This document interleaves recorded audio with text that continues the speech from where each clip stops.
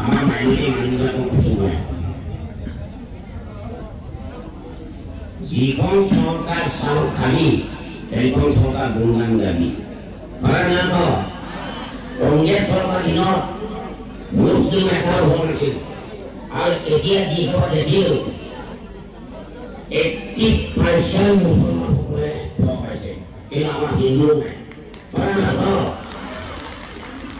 এইবাৰ যদি মুছলমানসকলে যদি বিজেপি ভোট নিদিয়ে তহঁতক আল্লাই ক্ষমা নকৰিব তহঁতক মহাকাশে চৰিব তহঁতক মহাকাশে চৰিব গতিকে তুমি আল্লাহ প্ৰথমে ক'ব লাগিব যে এইখন দেশৰ জলবায়ু খাই আমি ইয়াত ডাঙৰীয়া হৈছোঁ আমি বিজেপি চৰকাৰ দিমেই হয় নহয় এতিয়া মুছলমান ইণ্ডিয়াৰ ভাষাটো চাওঁ ভাষা মই নাজানো অসমত আকৌ এবাৰ বিজেপি চৰকাৰ